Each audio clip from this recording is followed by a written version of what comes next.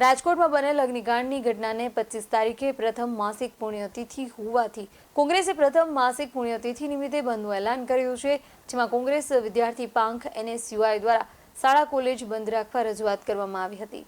માહિતી મુજબ ખાનગી શાળા સંચાલક મંડળે બંધ રાખવા પોઝિટિવ રિસ્પોન્સ આપ્યો હતો, જેમાં 25 તારીખે શાળા કોલેજો બંધ રહેશે। ધોરણ 10 કે 12 પરીક્ષામાં અડચણરૂપ થશે તેવું નહીં કરીએ, પરંતુ અન્ય સ્કૂલો બંધ રહેશે તેમ NSUI પ્રદેશ અધ્યક્ષે જણાવ્યું હતું। ગોઝારી ઘટના બની હતી અને 30 થી વધારે લોકોના મૃત્યુ થયા છે।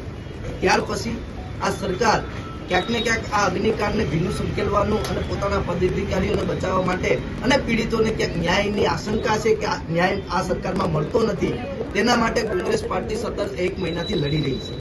ત્યારે 25 તારીખે આની માસિક પુણ્યતિથિ છે અને રાજકોટ સ્વયંભૂ બંધનું એલાન એ પણ કોંગ્રેસ પાર્ટીએ આપ્યું છે। ત્યારે આજે NSUI દેશનું ડેલિગેશન કોંગ્રેસનું શાળા સંચાલક મંડળના રીતે મળવા ગયા હતા અને 25 તારીખના બંધને લઈ અને રિક્વેસ્ટ કરી છે કે ભાઈ આ બંધમાં આપ જોડાવ, જેથી કરીને જે આ પીડિત પરિવાર છે એને ન્યાય મળે ને ન્યાય મળવાવાળા મેજોરિટી નાના બાળકો હતા, જે સ્કૂલના વિદ્યાર્થીઓ હતા।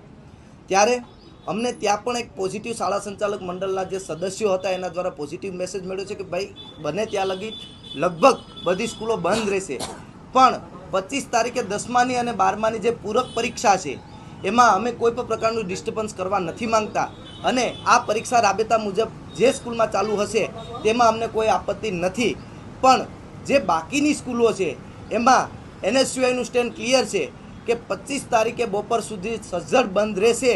એ અમારી ખાતરી છે અને શાળા સંચાલક મંડળની પણ એક ખાતરી મળી છે કે ભાઈ તમામ સ્કૂલો 25 તારીખે બંધ રહેવાની છે।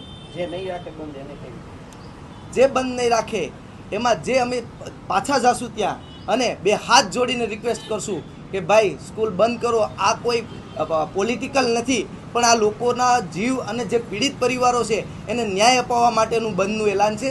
એટલા માટે અમને વિશ્વાસ છે કે સ્કૂલો સંપૂર્ણપણે બંધ। BS9 TV ન્યૂઝ સાથે સાયલ સપ્પા સાથે મીત ભયાણી, રાજકોટ।